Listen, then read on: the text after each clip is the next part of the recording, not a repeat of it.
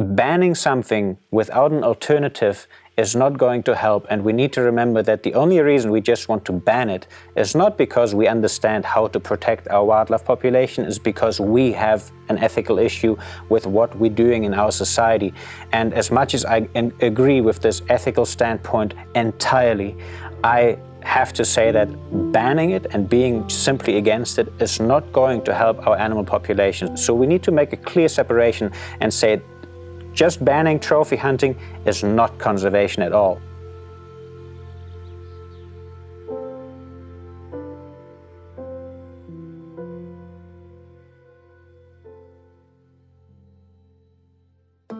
Hi, Val here, and this is my podcast, The Kalahari Diaries. I live in one of Africa's most remote wilderness areas. Nature and wildlife is my biggest passion.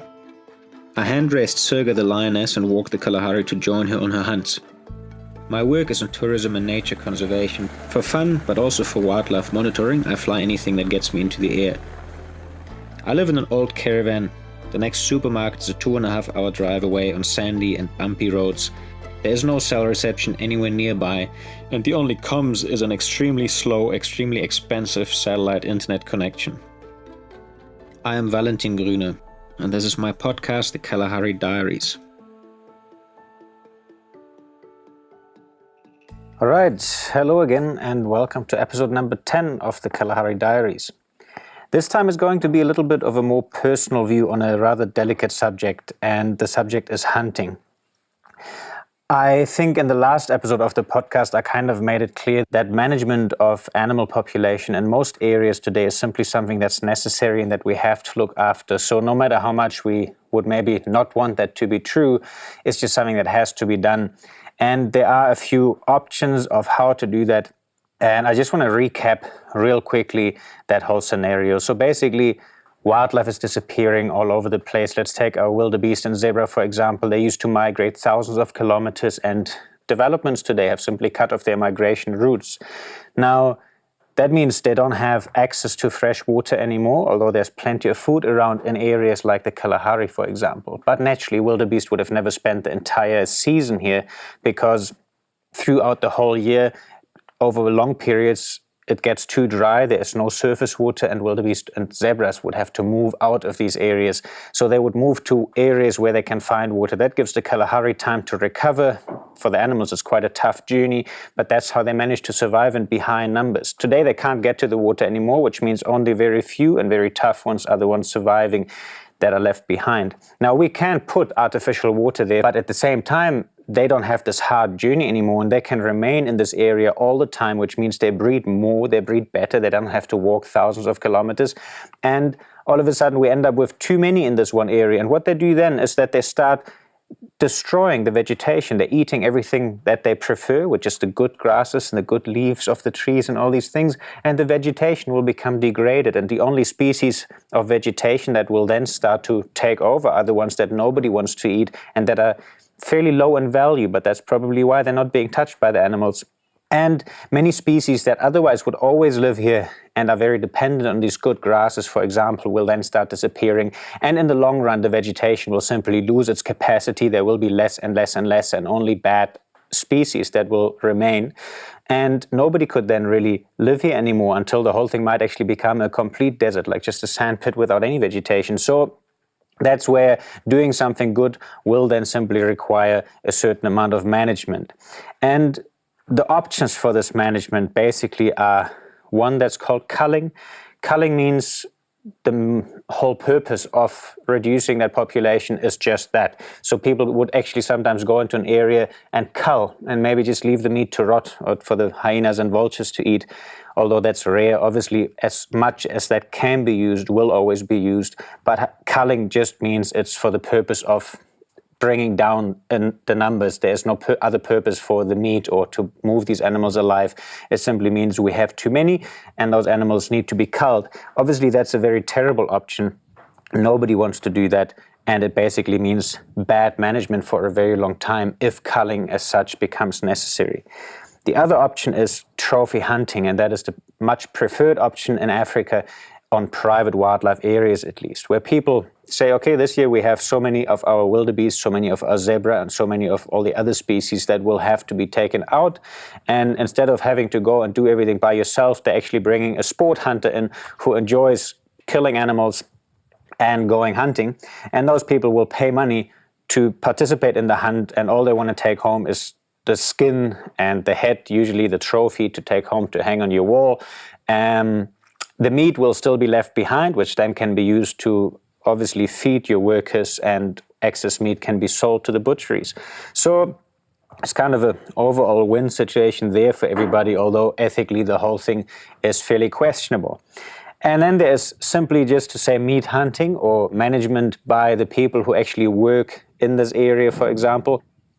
That means somebody like me, and this is the method that I prefer and that I do practice here, is that I go hunt by myself.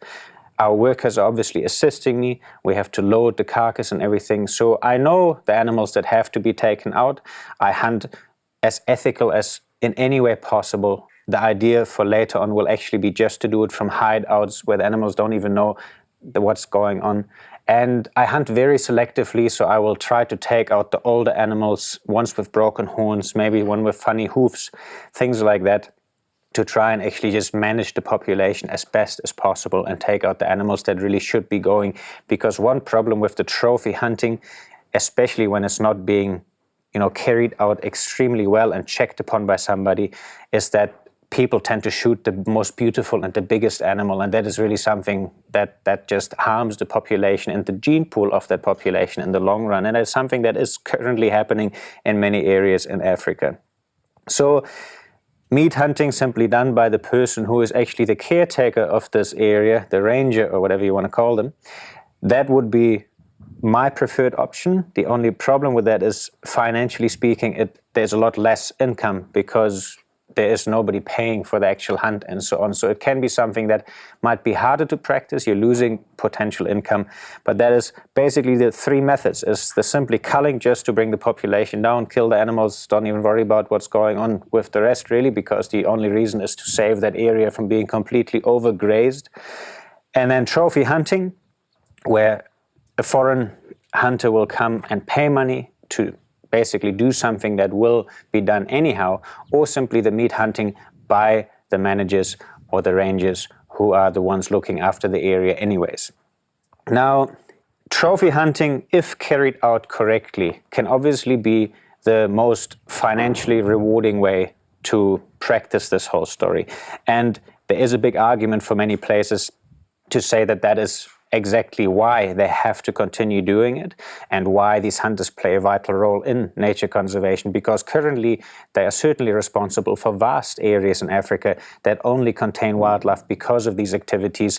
And the alternative of having to actually hire somebody and pay them to do the hunting simply doesn't bring enough money, because often the meat is basically just used for the staff, for the villages to feed the people.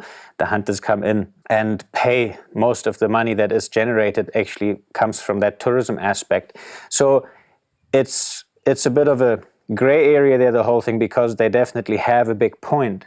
Now, I am not a supporter of trophy hunting at all, and I could never be part of it simply for my own ethical reasons. And that's something that I'd like to discuss in this podcast a little bit further. So let's have a look at the ethics behind this whole story.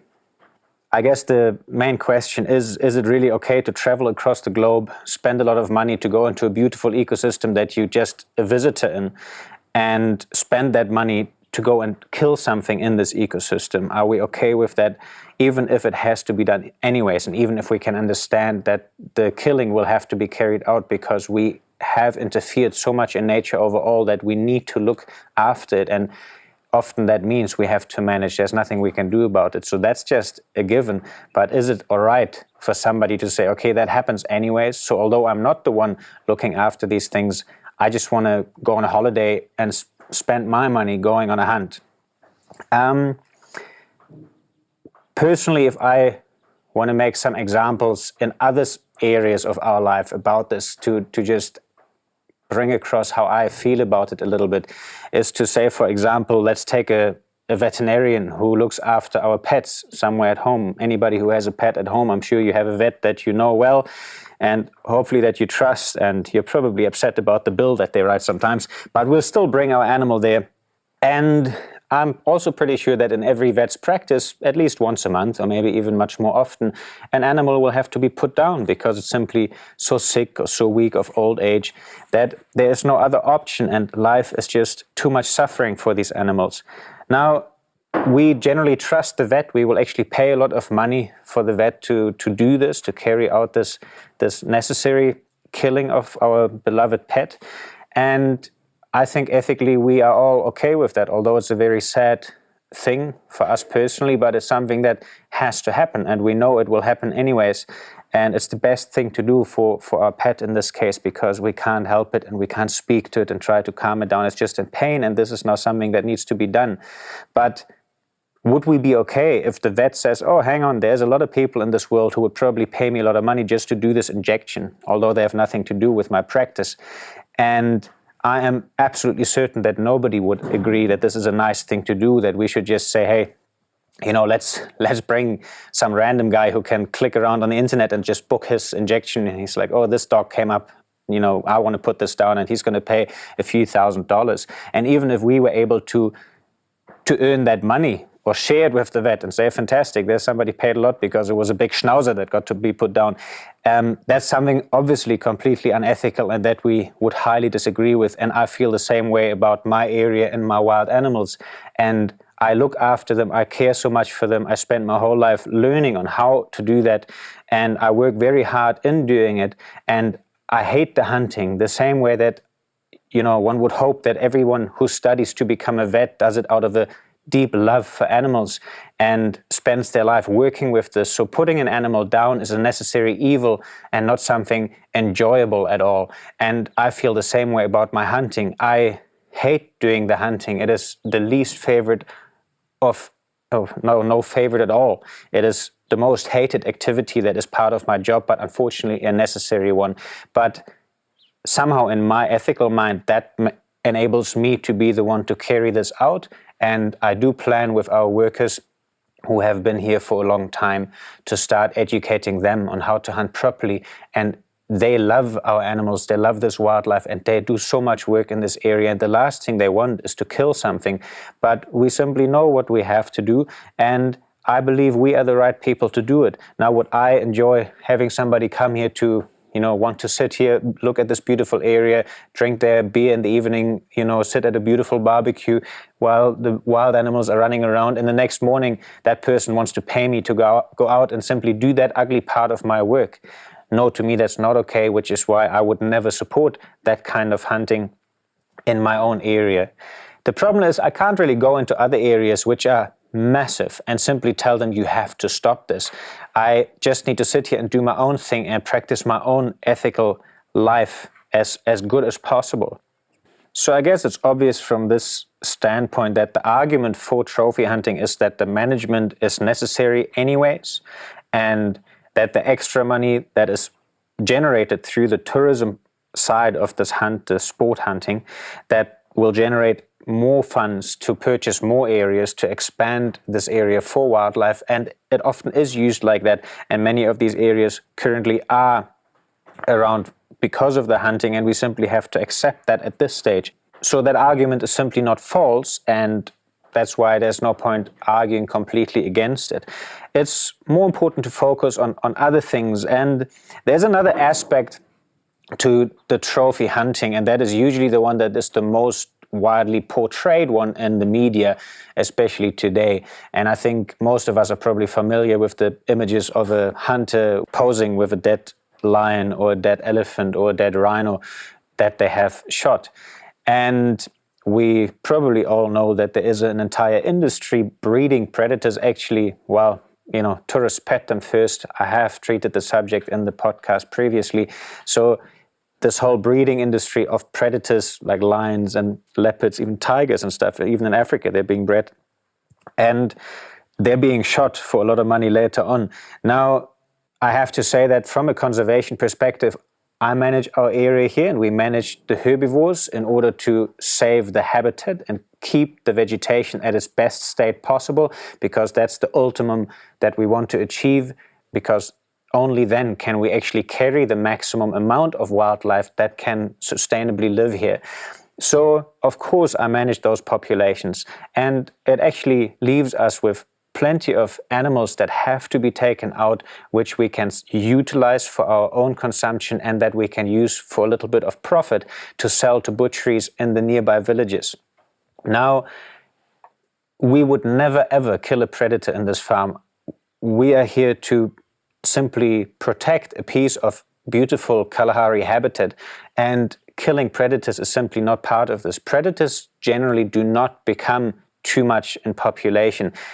They are territorial animals. They will defend their territory. A leopard, for example, is a solitary animal and will defend its territory. And of course, depending on prey density, the territory size may vary slightly, but nevertheless, in our area here, there might be 4 or 5 leopards that sort of utilize part of our areas, but they're not going to become more, and they're simply part of managing our animals. Predators actually have an impact on the vegetation simply by being something that scares animals away from places where they would naturally concentrate on. So say our water points or an area with amazing grass.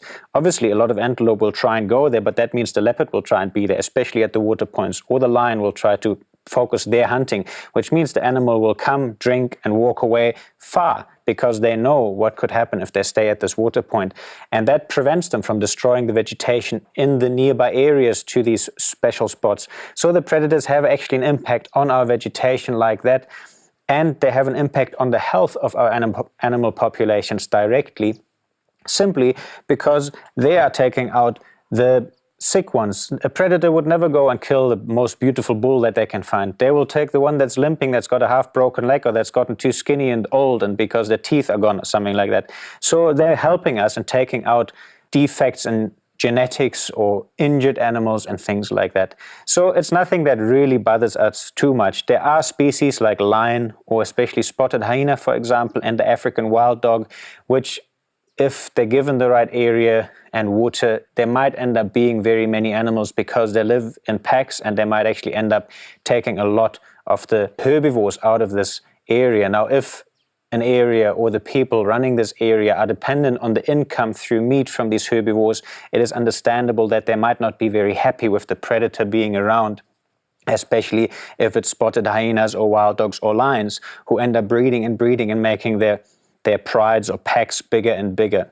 So that's something that we can probably understand, but even then there are ways to sort these problems out. For example, we can control the breeding by giving hormone implants. It's things that can be done easily from a hide. There's actually a vaccine type thing that also works, which is used in pig farming, for example, but it could be used for these predator populations to keep them around, but simply keep them a bit low. So put them on the pill a little bit and say, look, we don't mind you. So that would be a more ethical way to share whatever has to be taken out of the area without having to kill the animal. And another major aspect that many people forget when they're trying to argue this, and I mean when they're trying to argue pro-predator hunting, is this whole idea, yeah, we have to take them out, they're going to be shot anyways, and so on and so on. So now shooting these predators anyways, it does happen, there's no doubt about that, but it is something that is not really considered legal. It is something that as a problem animal sometimes has to be done because it's killing, or it's a threat to humans and stuff like that. But it's nothing that we consider okay, and nothing that is legal here in Botswana, at least. And that whole thing to me is just completely wrong. And in a way, rape is a very common problem in many African countries as well. We would never go ahead and say, just because rape to young girls is happening here, we should just earn money out of it and turn it into a business at the same time. Excuse the sort of rough example, but to me, killing our predators is just as disgusting ethically. And yes, it happens, but that's a problem, and we need to address that. And we shouldn't say, oh, the problem happens anyway, so let's go ahead and earn money with it. So predator hunting is absolutely not okay, and it's sort of the tip of the whole disgusting iceberg of the hunting. And all that being said, this trophy hunting industry, the vast majority of it is not predator hunting. There are many hunters who really come here to simply, hunt some game that will have to be taken out anyways, enjoy a bit of meat. And although I disagree with the whole principle, that's something that can be sort of justified. The problem is that what gets out there as an image to the public is always these big horror stories. And sadly, there are enough people out there who still go to hunt elephants, to hunt lions, to hunt leopards, and to hunt rhinos and things like that. I think actually the hunting industry itself should distance themselves quite drastically from that type of hunting to make a standpoint and say those are not people that we would like to be associated with. But sadly, it hasn't gotten there yet. But to me, that would be the only point of how the hunters themselves could actually convince more of the general public to say, hey, what we're doing is not so bad. But sadly, they continue to prove a point by posing with a dead lion and by posting disgusting videos of their hunt on YouTube and stuff like that. One more thing that's very important to remember is that predators live in territories. So if we go into an area and we say, for example, oh, this lion will have to be shot anyhow, it is something that might be happening, and it's a sad thing that it is happening. But actually, by taking out that lion, what we're creating is a completely empty territory. Nobody's told the other lions in that area that a lion can now not come here anymore. And the simple truth with that is that if there is no lions marking their territory, if there is no, whether it be a lion, leopard, cheetah, whatever it is, actually occupying this area, it's like you're creating a completely open home in an area where animals are desperately looking for a place to live in. So say you take a city with a lot of homeless people somewhere and you simply say, here's a big villa. It's got food in it. It's got a full fridge of beer. Everything is here. You can live here for the next 10 years, fully provided. Everything is free. The place would be overrun with people in no time. Even the ones that have a small house next door would come and want to be there. And the moment we take away this predator occupying its space, we are creating an advertisement for everybody else that they want to move in there. So taking out this animal, if you are in an area where they naturally occur, is not a solution, because the only thing that'll happen is that another one will very quickly occupy the same space and you're going to sit there with the same problem. So maybe controlling their population so that they don't become too many could be a solution to those issues, especially in these boundary areas between national parks and farming areas, that we say the lions in this area, let's deal with them. Let's, rather know the devil you deal with than to, have an unknown thing come across all the time. And just deal with it, but keep their population to a minimum so that they are defending their territory. That way actually creating a boundary for other lions not to come in, because they heavily defend their own space. And if you ever end up in an argument with a trophy hunter who wants to defend the fact why they need to come to Africa to help the poor people kill lions in their farming areas, that is one point where there is no way that it is a good idea to take these animals out, because if it is the ecosystem that we love, where lions do exist, and we're creating this empty space, another one will inevitably show up there, and all we do is continue killing and killing and killing, and we might end up having a rather large impact on the population inside the park, because the sort of survival of the fittest natural thing that should be happening for the lion population to stay healthy might actually be quite disrupted, because all the breed out will simply disappear, not have to fight over anything. All the young animals that'll have to go and find a new home will disappear. The population in the park must feel, man, we're doing so well, the lions are all going somewhere, and they breed more and more, and we might actually increase the problem drastically rather than having one lion there that'll defend its spot for a long time. So we're not solving the problem by killing that animal and taking it away from that area, unless we then make the area secure so that another lion will not be able, or leopard or whatever, to settle in there. So yeah, the whole predator hunting, ethically speaking, I cannot in any way find justifiable means to earn that money. The amounts that are being paid are so ridiculous that it already shows this just shouldn't be correct, like a correct thing to do at all. And yeah, I really don't know what else to say about it. It's just a very sad thing that it is happening, and all we can hope is that that stops at some stage. So I guess my opinion should be clear by now, that if I draw a bottom line under this whole hunting story, although I acknowledge that many areas currently are there because of trophy hunting and sport hunting, and that I would never be the one to say let's just ban all this, because I wouldn't have an alternative to offer to all of these areas at this stage at all. But our goal should be, let's put it that way, to say that the only people that should be the ones to carry out this ugly task of killing animals should be the ones who work directly in this ecosystem where this killing has to be carried out and whose job is to protect this ecosystem. Much like the same story with the vet who should be the only one to put down someone's pet and not somebody who would just enjoy giving this injection. There is another ethical level about utilization of wildlife as a product, which I would just like to quickly talk about. This doesn't have as much to do with hunting directly, but if we compare livestock farming to utilizing wildlife, I think one must always remember wild animals cannot be farmed. That is definitely the reason why we don't farm them like cattle. We have bred cows over many, many years to make them a pet for us that stays with us and that we can farm in these ways. And unfortunately, most ways of farming, even in Botswana, where these cows are basically what one would consider roaming free, but they're still being brought in on a regular basis in order to get dehorned. The cattle are being, after the horns are cut out with a thing that cuts quite deep so that they don't grow back. And the reason for that is mainly that once they get loaded on a truck later to be brought to the butcheries, that the cattle cannot hurt each other with their horns. And the horns basically get cut out very deep so they stop regrowth and it's bleeding and stuff like that. It's not nice. And then some oily stuff gets chucked on top and it actually gets burned out with the burning iron to stop all the bleeding and stuff, which really just isn't a nice thing. Those animals get branded. We chuck a thing down their stomach, which is like a chip that we can monitor them and know where they come from.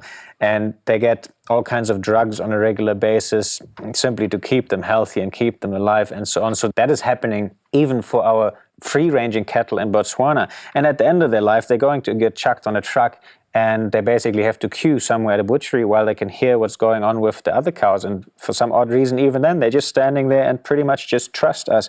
And that to me is something that I have a hard time accepting, whereas our wild animals, and even for the end consumer who might not at all be in these ecosystems, but if one is eating meat and, maybe simply eat less meat, but when one has to eat meat or wants to eat meat, that you spend a little bit of the extra money, buy a little bit of nice game meat or deer or, something from a natural ecosystem, an animal that actually belongs there, because automatically you should know that that animal has had a life wild outside in this ecosystem and wasn't mistreated, because it simply wouldn't work with these animals. So that, to me, is an aspect that stands for the consumption of our wild herbivores much more than our domesticated ones. And on top of that, obviously today we have about 3 million cattle in Botswana, plus another 3 million between the goats, sheep and donkeys and so on. And that's 6 million relatively large animals utilizing vegetation here in the Kalahari. And we only have, a few tens of thousands of our wild herbivores left, whereas about 60, 70 years ago, we had millions of those wild herbivores left. So we have simply replaced something. And I would much rather see those wild herds of animals roam through the Kalahari, even though we know that we might be harvesting them as a product as well. But if we would be doing that, we would be keeping them alive, because that's the same we're doing with the cattle. It's not like we're diminishing their population because we're eating them. And I think that's another just ethical aspect to say, we are so many people and we have so many requirements. We have so many pets that also require food and stuff like that. So we are utilizing a lot of this world, but the question is, how are we going to utilize it? And rather than having this sort of livestock farming in a desert ecosystem, I would rather see that we have wildlife roaming everywhere and that we would be utilizing that instead. And I think the main issue with this and why it's not being done is because the wildlife, if it would really roam and if we would have started using it back then, it would not be a very monopolized business, because it's these huge herds that basically belong to the country. The beef industry that has developed means, okay, somebody who manages to get enough land and the right contract to sell the meat can farm those cattle there and can earn a lot of money with it. And in a way, I think that is really what's going on most of the time, that wildlife as a product, if the whole country would be utilizing it, it's more something that everybody would have to share in certain ways. And I think that's where a big issue actually comes in, and there's just a massive lobby behind it already, behind our normal livestock industry, and they will most likely not be very excited about having to share a product because it can't just be not monopolized for a few individuals the same way we can do it with a product like beef.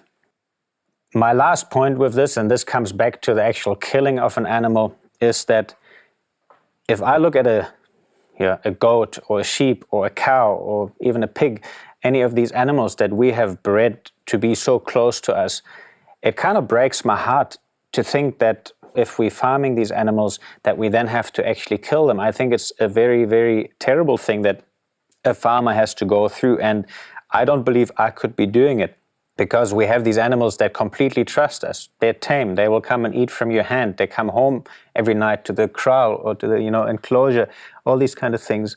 It is simply just animals that are so trusting into us. We can load them into trucks, even though they're not really used to it. They will do anything we do with them, and they're looking at us like they're trusting us entirely, and I think we bred them to be like that. So personally, I would have no problem ethically and correctly utilizing cows for some milk. If we had a few cattle here, I would never want to kill them. It would be like my pet, but I wouldn't mind to say, hey, if we can share some of the milk, I'm giving you nice food, I'm keeping you healthy, you can still raise your calf, but that's a beautiful product, and I love milk, and I would have no issue, and the cow can have a happy life the same way I would happily have a few chickens. And chickens is actually sort of on the agenda for us as well, for eggs, but not some chickens that are sick because they've been overbred just to lay eggs. The normal chickens that'll lay eggs have a happy life. But I don't think I could be eating my own chickens. It's just this emotional connection that I make with any animal that I'm that close to. And although I love my wild animals, the ones that I see walking around, in some way, they never trust me in that way. They're always very skittish. They will never let me touch them. Obviously, some of them that we've hand raised and reared from a small one, those are very close to us, and that's something special, and I could never ever kill that animal for meat either. But the ones that are running around outside here, they're constantly knowing about the fact that, yes, there might be lions eating them, there's leopards eating them, they're always on alert. They know actually that this death is part of their existence, and they're very aware of it. And it makes me a lot more okay with having to go and hunt them, because it feels like something that's naturally part of their life. Whereas for a cow that just looks at you with these beautiful big eyes and completely trusts you, there's nothing natural in her life, instincts telling her anymore that this is part of it. And it's this pure trust that these animals have into us, which makes it so difficult for me to be able to agree with this. And this is why, again, I believe wildlife, not only on the actual side of how the animal is treated and how it spends its lifetime, but even the killing of it, to me, is something that in my own mind I can ethically much more agree with than the domesticated animals that are being killed. All right, so let's get back into our whole ethical sort of dilemma with the trophy hunting and people enjoying to spend their money to kill a lion and all these kind of things. I think it's clear that on an ethical level, we have countless good arguments against that kind of activities. And I think the only conclusion we can draw is there's something profoundly wrong in our society, because it even happens, because we have people posing and actually thinking it's a great idea to pose with this dead animal that you just shot, if it's a lion or even if it's just an antelope or whatever. It's just so wrong. I've had to kill plenty of animals in my life, but I would never even have the idea of saying, oh, I need to take a picture of this and hang it in my wall.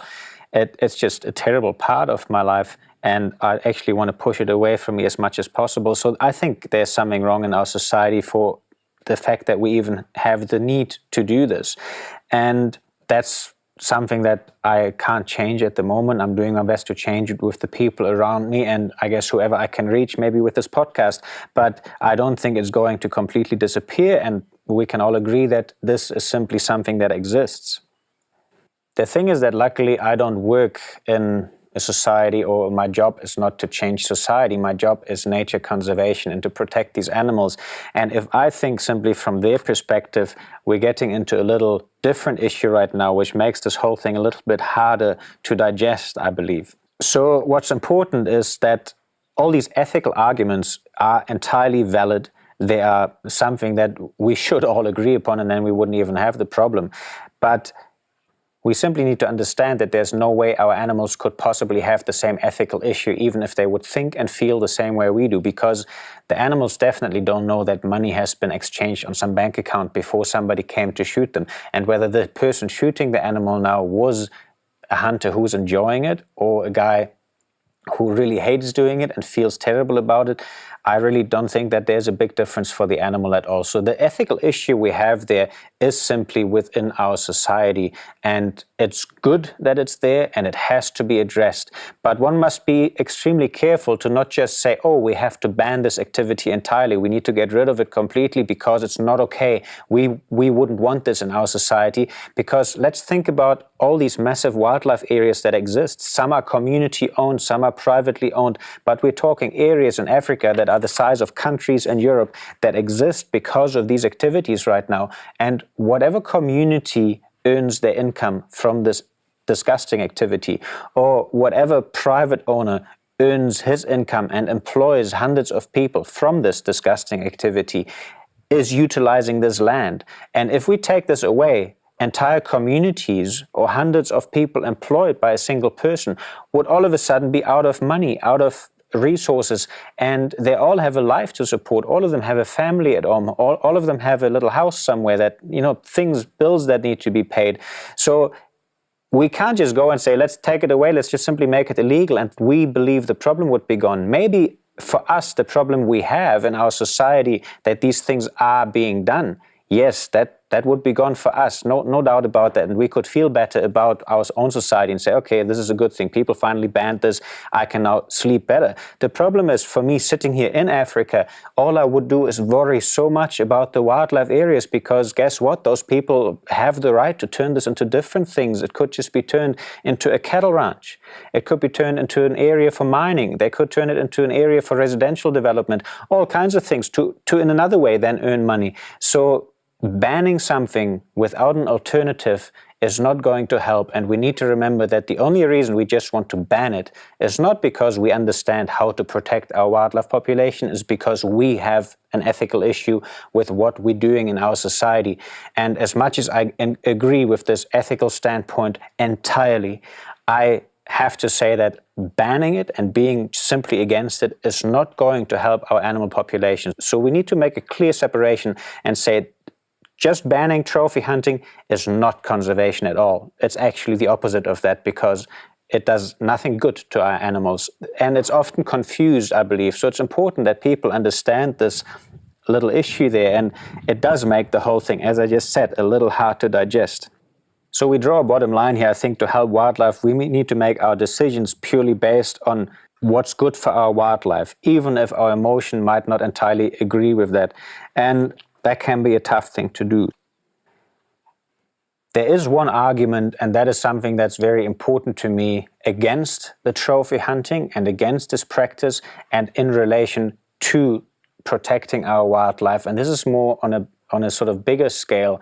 And what I find here in Africa is that often, especially if the hunting is being carried out in these very remote areas, the communities that live there, and they without a doubt in a way benefit from the hunting because they have jobs, they have employment, they have meat, and they might have a good life out of this. But at the same time, today the world's very connected, and even people in Africa in the most rural of the communities have access to internet, have access to cell phones or smartphones, they have access to Facebook. They are not completely unaware of the rest of the world. So they're looking at this rest of the world, and obviously they have a deep wish to develop more into comfortable life, a more westernized society where, things are available, and, all the beautiful things, going on holidays, having fancy cars, a beautiful house, a big pool, all that stuff. And now the people who come to carry out these hunts are likely the only people that these communities will meet out of this world that they admire so much. And I honestly have to say, what kind of message are we sending to these communities to say that this world that they admire and that what they want to thrive in and live their life towards to, how are we sending a message across to these people that to say this are the people that build the society? It's the people who just come to Africa and with lots of money and fancy things, and they enjoy their life and they're having a bunch of drinks and sitting on a car, and then they go shoot animals and they take these crazy pictures with them. And I mean, that's an image that we are putting into these communities' minds, and not just of a few people. For them, the entire society that they want to strive towards is in their mind like that. So something that I experience here quite a lot, people that when they talk to me, it's all about, oh, hey, we can go, shoot a lion, let's do this. And it's very actually difficult to explain to the people here to say, I do not want to do that at all, because they look at you and say, how's that possible? You look like you're a white guy from Germany. Of course, you must love hunting. Why else are you here? So the people here have no idea about this, and it is widely agreed upon, and it makes only sense that it is the actual communities in Africa who have to end up conserving their wildlife and protecting it. And I honestly do not believe, although trophy hunting may have their benefits at the moment in many areas and actually help a lot of wild animals to be alive and to have habitat to live in, but the bottom line is, at the end of the day, this will boil down to that the African people and the communities that are here need to protect their own animals, and they need to start to love them, and they need to start to want them here. And I really don't think that in a world where they're already being pushed into a background of farming because of our influence in these areas in Africa, they all farm goats, cattle, livestock, and obviously any predator, for example, is an absolute pest to have nearby. But even something like a herd of wildebeest or zebras coming into your area is actually something not so nice to have nearby. They might be able to get some sort of free meat out of it because it's walking around there, but the problem is, at the end of the day, that the zebra herd or the wildebeest are eating the same food than the livestock, and food is scarce in these desert ecosystems, so you wouldn't want that, because damn it, my cattle are actually going to die at the end of the day if these wildebeest stick around. So you don't want any of this. And at the same time, you have these people come from our society where we don't have herds of zebras or wildebeest or giraffes or rhinos or elephants walking around free. And those people are just here to enjoy shooting it. And now our African communities, how can we expect them to understand that there is a reason to protect these animals? How can we expect them to understand that this is something so valuable and not just something that we should treat like dirt and basically having a party while we're going to kill these animals and leaving a lot of money there and enjoying the meat?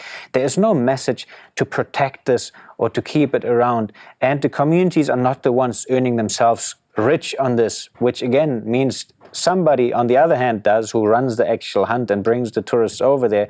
But the community is just getting normal jobs and it's little money. But at the end of the day, this message of this disgustingness of wanting to hunt, of posing with dead animals, it cannot be something that will ever in any way be good for a community that is otherwise so pure and untouched in many ways from our society, from this developed world. And that is my biggest argument, where I really need to say the overall goal has to be to stop trophy hunting entirely. The goal has to be that we say we understand population control has to be carried out.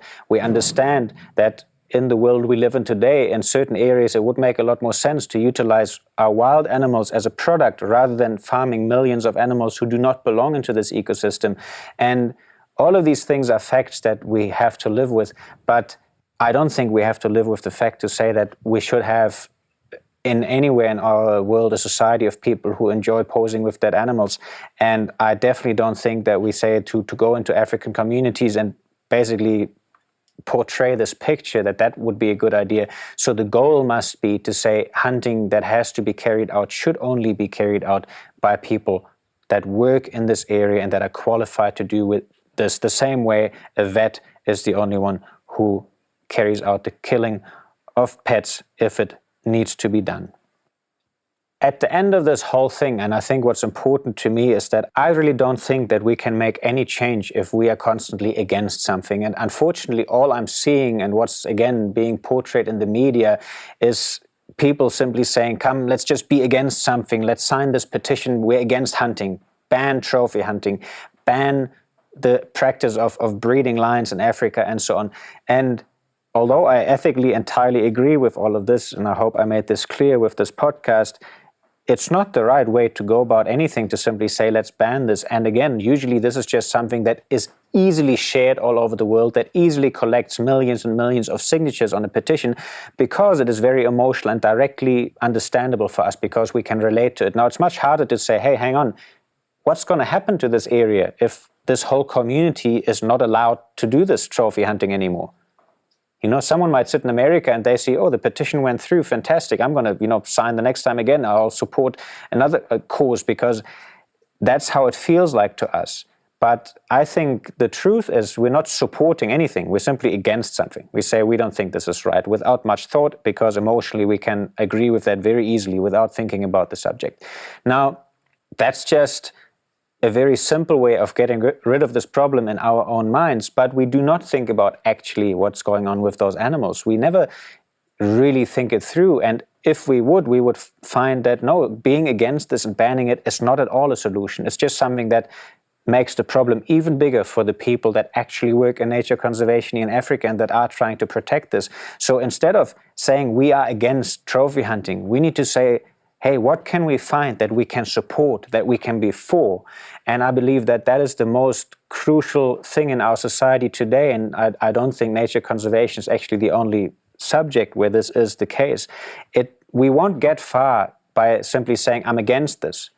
We have to find an alternative and then put all our effort into saying that is what we're going to do with our life.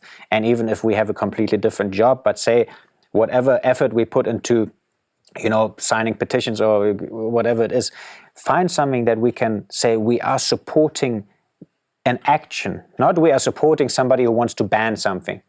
Because I don't think the banning is the right choice. And all we need is alternatives. Now, I've spent the last, most of my adult life trying to find a way to do conservation work in Africa. Now we are doing our bit, and I hope we can still get far. I'm young enough, and that's what I'm doing. And in the meantime, I know that there's areas around us where trophy hunting is happening. I know that there's other places, in the north of Botswana where now elephants are being hunted again and things like that. And do I agree with that? No, not at all. And I will always speak my mind, discuss with the people when I meet them, and tell them clearly how I feel and how I think. But I'm not running around making a big story out of saying, let's ban this, stop the elephant, because in all honesty, I don't have the alternatives. The choice for this elephant story at the moment was actually the communities here in Africa. Now, that, to address that is a much, much bigger problem than anything else. And it's not easy to do, and it definitely won't make any difference in their minds if people sign a petition somewhere in America to petition the Botswana government to change something back. And here in my little world, down in the Kalahari, I'm trying to work with the communities as much as possible. I wish I had a lot more funds available so that I could actually, say, have a vehicle and a small team of people here, our own staff, who have changed completely. And that's where I can make my difference. I can say, hey, I found something that I can be for. And I want to go into these communities. And that same thing that I mentioned earlier, that blank face when I explain to people, I am here to actually save a lion. I have a lion here that I'm doing everything for her just to be alive, while these people are just thinking, white men from Germany are basically here in the area to go and kill a lion. So it's so important to just bring that message across, and I can do that here in my small community. There's no way I can do it all over Botswana, but maybe in the future, just for the small villages around us, we can make a difference, and not for the whole village. There will be people that will never understand why we're trying to help wildlife or keep it around, but we can change a lot, and we should have campaigns going out talking with these people. We should try to employ as many people as possible here with our own project, because our ethical values are taught to our staff, and not only will they have to try to understand them, but they simply have to learn to abide by them too, and act in a certain way around our animals, because now they are working here and that's simply part of their job. And the thing that happened with the 3 guys that we have working at the moment is already amazing, and the way they absolutely love animals. They even enjoy when the wild lions are around at the moment, and even when they're walking around their camp at night, which was something that they were so terrified of before. And in the few years that we had with these few guys now, I can see a difference that is unbelievable.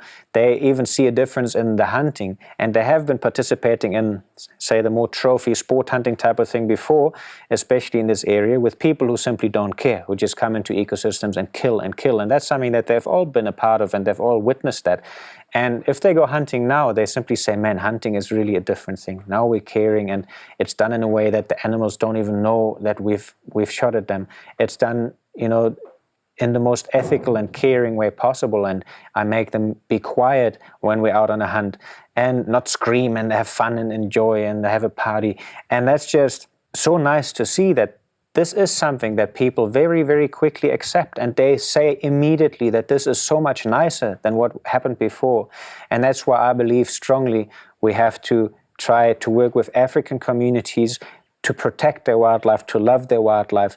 And I believe very strongly that the only good argument that is really something to bring to the table against trophy hunting is this one argument, to say our communities in Africa are not getting the right message with this kind of activity, no matter how you want to carry it out. To see those people that they look up to, that they admire because of the wealth and the luxurious life that they live, and then they come here to pose next to their dead animals and take the heads home to hang the house full of it. That is simply not something that will ever be a good impact on a community or teach them in any way to protect their wild animals or respect them. So that is the main argument for me, to say trophy hunting has to be eradicated, but we have to be very careful and say it should not. We should just find alternatives. There is no way that banning it is going to benefit a single wild animal. And that is also important to understand. So the issue is much bigger. The ethics are clear, and I hope that most of the listeners of the podcast agree with them. Now, we simply need to make sure that our own ethical values are not being put above the well-being of our wild animals. And we need to first focus about that, even if we might not feel great about it, like to say, hey, the trophy hunting has a place at the moment, and there's no way banning it is a good thing. For me, that's a hard thing to say. When I was growing up in Germany, I never thought I'd be able to ever bring a sentence out like that, and I definitely wouldn't think that I would believe that that sentence makes sense. I know today that the sentence makes sense, and I hope that people can trust me with that, simply because I live and work in this ecosystem for a very long time. At the same time, nothing has changed since I was growing up in Germany until today with my own emotions and the way I feel about this kind of stuff. So I'm still as disgusted as always, actually more than ever, because I live so much closer to it, and I get to not just see a picture on Facebook, I actually get to meet people who are here doing this kind of stuff. I see the images of them, and I've gotten even more close and more disgusted with the whole thing than ever before. But I also understand that at the moment there is a lot of wild animals and areas where that is the case, but there's a reason that I'm not working there.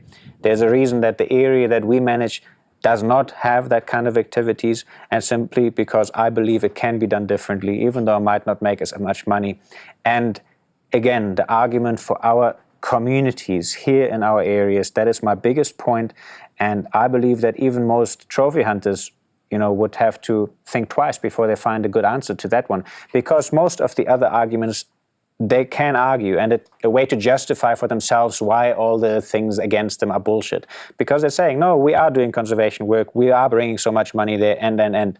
So I think if we want to change those people's minds, and I believe that's actually what we are looking for in our society, because that's the problem we have. We're saying, hey, this is just not right. How can they do this? How can they pose with that animal? And so we need to find arguments against that ethical side of it, not to say just ban it. It's not going to change how they think. It's just going to make those people more angry, less agreeable on anything. So, but to say to them, look, how do you think? Is this a good message to a community? Because there might be a few very ethical hunters coming to Africa, and I have no doubt about that. And that really do it ethically, that are even, brilliant with our communities and teach them proper values. But I've seen enough of the industry overall. And as long as you're posing with this dead animal and taking those photographs and doing this whole thing, there is no way that you can convince me that this is a good thing to teach any community here in Africa that otherwise has no connection to our sort of society much at all.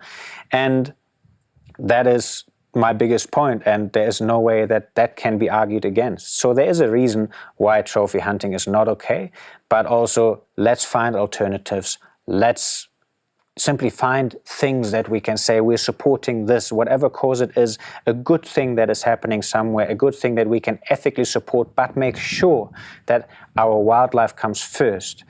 That is the main thing. Does our wildlife benefit? Is it, and not just, or quickly, does it make sense for us? Yeah, of course, we ban trophy hunting, animals will be left alone. That's not the case, unfortunately. It's rather the opposite. So let's make sure we educate ourselves enough and then say, hey, now at the same time find something where we are doing a good thing for our environment and for our wildlife, and at the same time we are ethically able to respond to this in a good way and say, I feel good about doing that. Now that's two things that are important, for one, for us and for our society that we live in, and the other one, and to me that's the main important one, is that our wildlife benefits. I'm trying to do my small thing here with our project, with my podcast and things like that, and I can only encourage everybody to find something that they can support and be for and actually create, rather than just saying, let's be against this. I do believe the whole we're all against this is born out of the right mind and the right emotional setting, but we simply have to be careful that the decisions we make based on that are not actually harming our wildlife and our wild areas in Africa. So yeah, I hope this made sense in some way, and I can only say this was actually not an easy one to do for me. I don't like even talking about the whole subject, and finally all I can say is, if I look at a wild animal standing here, I'm actually sitting at our guest camp, which is going to be built. It's still a construction site, but it's been the only quiet place I could find at the moment because nobody's working here right now. And I'm looking at a big pan with a water point in front of us, and there's a few gemsbok that have been walking through and some springboks while I'm speaking. Our horses are actually standing in the background grazing so peacefully and calmly.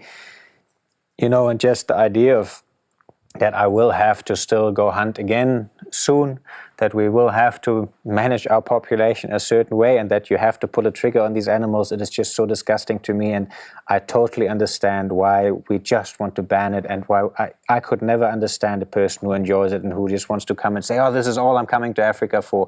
And I believe that in our world we have so many more people who are not the ones that enjoy hunting. And we need to just make that clear to the people that are running these areas today and say, look, the ones that come to you might be super wealthy and they might support you greatly because of their hunting. But overall, if you focus on a bit of the other side of it, you can reach so many more people, and for your business that might not be a bad thing at the end. So there are ways to try and address this without saying we have to ban everything. It might take a bit more time, it might take a little bit more emotional strain on us, but it's possible, and I hope that we can all find a way to do our part, and I hope that my podcast helps a few people to understand more about how to actually support conservation work, because if we don't get support anywhere, not just here in our little area, anywhere in the world, nature conservation needs people to participate in it, and we just have to make sure we do it in the right way, because I believe the will to do it and the emotional connection to it already exists in our society in so many places. At the moment, we just haven't really found the best way to address that and really help our animals, but we can. Since this podcast was a little bit of a hard one to do, I think the next time I'm going to talk about something that's got to do with our wild animals and the bush again, but it's actually, rather than my least favorite activity, my absolute favorite activity, and that's trekking. Trekking is something that is really like reading the Kalahari, reading the sand, going on a walk, being part of this bush without a gun, without all that stuff, not having to hunt anything, just having to read what's going on. And it's an absolutely amazing activity, and we'll try and explain all of that and take you on a little trekking journey in the next episode. Thanks very much for listening. Thanks for listening to this episode of the Kalahari Diaries. Did you enjoy the podcast? Fantastic. You can help me tremendously by subscribing and rating it on your podcast app. Leave a review and tell friends and family about it if you feel like it. If you want to know more about this story, go ahead and check out the website on surgethelioness.com or follow me on social media. You'll find me on Instagram and Facebook at Valgrüner, that is at VALGRUENER, and at Modisa Wildlife Project, where I'm sharing photos and videos from the Kalahari on a regular basis. I'm Val, and you've been listening to the Kalahari Diaries.